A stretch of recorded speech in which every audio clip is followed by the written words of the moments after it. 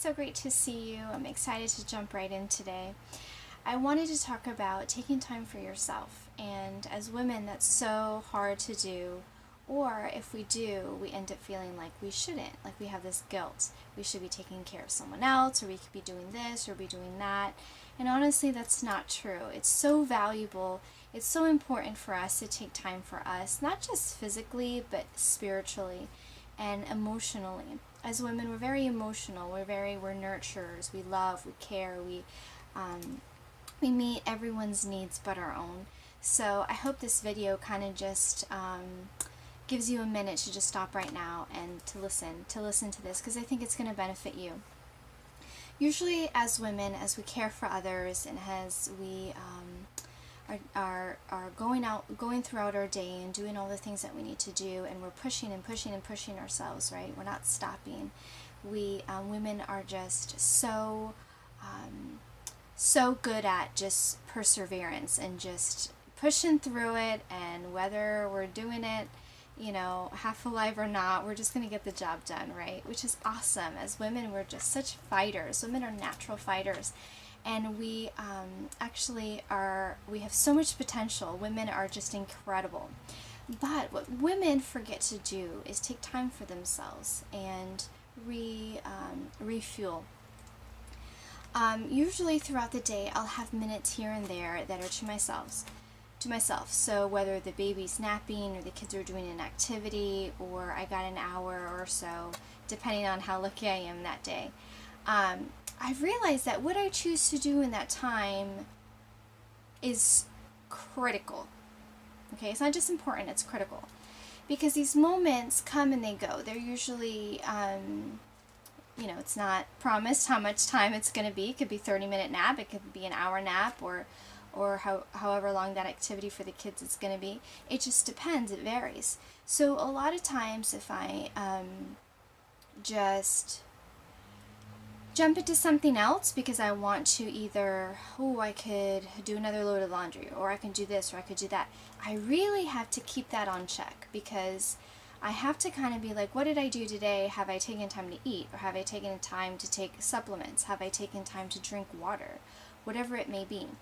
But honestly, this free time can sometimes work against us. We can choose to do something that's not going to help us at all. Now, the world that we live in, we can either jump on our phone and get on social media, or we can watch this video, or we could do this or do that. So many different things that we're stimulated with that we almost don't even get to make the decision. It's like this automatic thing that we do, and then we're presented with social media or whatever it may be in, and we can be locked in there until, my time's up. What happened? Where did I go? Let me jump into the next thing.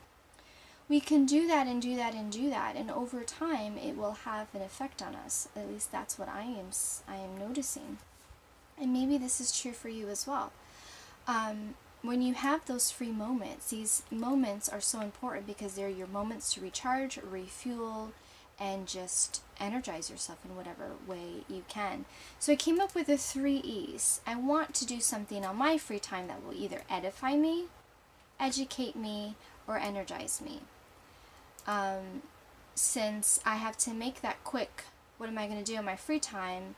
I have to think ahead. If I am free today, I want to do this, this, and this. I either want to read this blog, or I want to make sure I get through this devotional that, I didn't get to finish, or I want to eat something healthy. I want to prep something that I can eat, that I can relax, and then I finish and then I feel good about myself. Or maybe I want to do this one little thing that I know will just take a minute or two. I get that done, I feel accomplished.